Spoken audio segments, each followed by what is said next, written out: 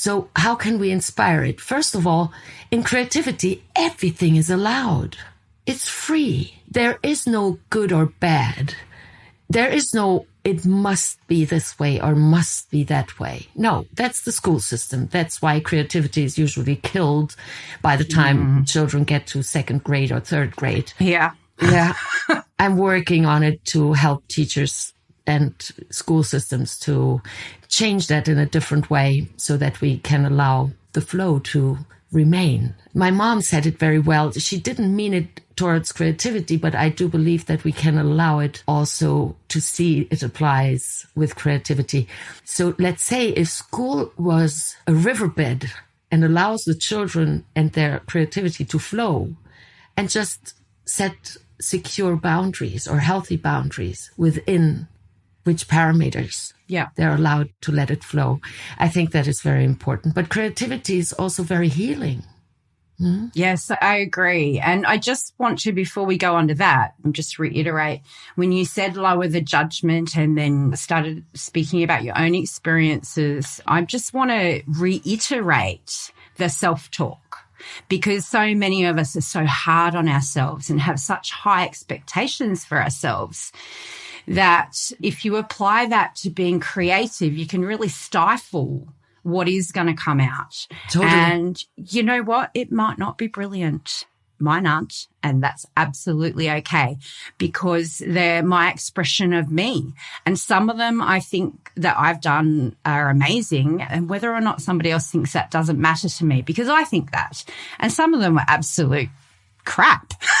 To be honest. Now there's your judgment though, you see? Yeah, but that's okay. I'm okay with that. I didn't like them, so I painted over them. No biggie.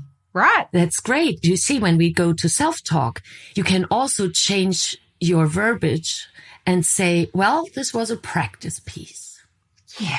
Yeah. You that's see, a good way to put it. Because then you subconsciously also feed the permission to be creative. Yeah. And not trying to undo it or put the lid on it when it's trying to flow out of you. I don't know if you guys have this in America or Europe, but we had this show here in Australia. Actually, I'm not sure if this was the name of the show or just the character, but his name was Mr. Squiggle. Have you ever heard of Mr. Squiggle? No. I heard of MacGyver. Oh, he was quite creative. Yeah, MacGyver was quite creative. But Mr. Squiggle was a puppet on a kid's show and he had a pencil for a nose. And what they would do is they would put out this like art, like canvas, and it would have like 3 or 4 squiggles on it. And they'd use this puppet and they would draw this picture from the squiggles and then they would turn it the other way up and it was a picture of something. It was the coolest thing ever on this TV show. And it just reminded me right then because he starts with these random squiggles and ends up making something wonderful out of them just randomly. And I think it's such a great kid's character and a great reminder to us to just have a go. In order to have it go, I think we can awaken our curiosity again. And that is where I think it is important to awaken the child in us.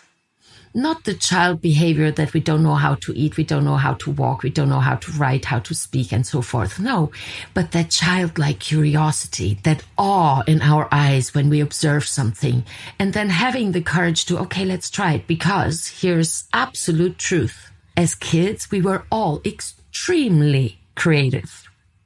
Exactly to the point until someone started judging us. Yes. Now, how confusing is that?